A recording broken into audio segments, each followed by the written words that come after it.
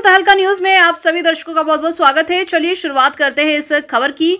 देखिए, देश में हुए 2 चरणों के मतदान के बाद हिमाचल कांग्रेस ने भाजपा पर निशाना साधा है। शिमला में पत्रकार वार्ता कर कांग्रेस प्रदेश उपाध्यक्ष महेश्वर चौहान ने कहा कि 2 चरण के मतदान में भाजपा को निराशा हाथ लगी है और 400 पार का नारा फेल होता उन्हें नजर आ रहा है। भाजपा काल्पनिक बातों पर चुनाव प्रचार कर रही है और पिछले 10 साल में देश आर्थिक रूप से पिछड़ा है। बेरोजगारी हो या फिर महंगाई, भाजपा का बड़ा एजेंडा था कि 10 साल में ना महंगाई हुई है कम और ना ही बेरोजगारी खत्म हुई है। महेश्वर चौहान ने कहा कि ईडी और सीबीआई को हथियार के रूप में भाजपा इस्तेमाल कर रही है और चुनी हुई राज्यों की गैर भाजपा सरकार को गिराने का भाजपा देश भर में प्रयास कर रही है। ईडी गठबंधन से भाजपा को डर भी लग रहा है और हिमाचल के चुनाव हिमाचलियत पर लड़ा जा रहा है और केंद्रीय मुद्दों के अलावा स्थानीय मुद्दों पर भी चुनाव लड़ा जाएगा। वहीं आपको बताते चले तो कोविड में भ्रष्टाचार भाजपा की तत्कालीन सरकार ने किया और भाजपा के प्रदेश अध्यक्ष को बदलना पड़ा। आपदा में भाजपा ने किसी भी प्रकार मदद नहीं की, लेकिन कांग्रेस सरकार ने 4500 करोड़ का राहत पैकेज दिया और भाजपा ने केवल रोड़े अटकाने का ही काम किया है। महिलाओं को 1500 रुपए देने की योजना सरकार ने शुरू की, लेकिन भाजपा ने चुनाव आयोग में शिकायत कर उसे भी रोकने का काम किया और कांग्रेस के प्रत्याशी घोषित होते ही भाजपा चिंता में पड़ गई है। अब शिमला और मंडी संसदीय क्षेत्र में कांग्रेस प्रत्याशियों की जीत तय है। अन्य 2 सीट भी कांग्रेस बहुत जल्दी प्रत्याशी का ऐलान कर देगी। चलिए आपको दिखाते चलते हैं महेश्वर चौहान आखिर कह क्या रहे इस पूरे मामले को लेकर। सभी पत्रकार बंधुओं का स्वागत। जैसा कि आजकल चुनाव का माहौल है और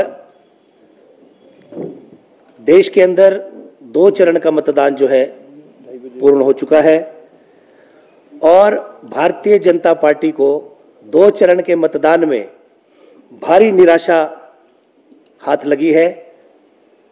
और जो एक भारतीय जनता पार्टी का एक सेल्फ डिक्लेयर्ड एक जो एजेंडा था, अब की बार 400 पार पूरी तरह फेल हो चुका है और भारतीय जनता पार्टी के नेता भी इस बात को समझ चुके हैं।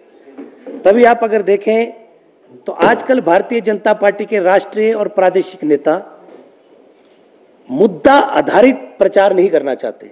वो मुद्दों से हटकर प्रचार धर्म के नाम पर और जातियों के नाम पर ले जाना चाहते हैं। लेकिन हिंदुस्तान का अवाम जानना चाहता है, हिंदुस्तान का हर बेरोजगार जानना चाहता है कि भारतीय जनता पार्टी मुद्दा विहीन होकर, मुद्दों से हटकर अलग इधर उधर की बातें करके चुनाव प्रचार को प्रभावित करना चाहते हैं। जैसे जैसे चुनाव प्रचार आगे बढ़ रहा है, भारतीय जनता पार्टी बहुमत से दूर होती जा रही है और इस बात का आभास उनके नेताओं को भली भांति है। अब आप देखिए, चुनाव घोषणा पत्र कांग्रेस पार्टी का निकला, भारतीय जनता पार्टी के नेताओं को जो हमारे घोषणा पत्र में लिखा है वो नजर नहीं आ रहा, लेकिन उनको हिडन एजेंडा समझ आ रहा है। जो हमने नहीं लिखा है, जो हम नहीं करना चाहते हैं, वो भी उनको नजर आ रहा है। तो इस तरह की काल्पनिक और जिसका कोई बेस नहीं है, उन बातों पर जो है चुनाव प्रचार करना चाहते हैं, जबकि देश की जनता यह जानना चाहती है कि पिछले 10 वर्षों में आर्थिक रूप से हिंदुस्तान जो है पीछे क्यों हुआ है।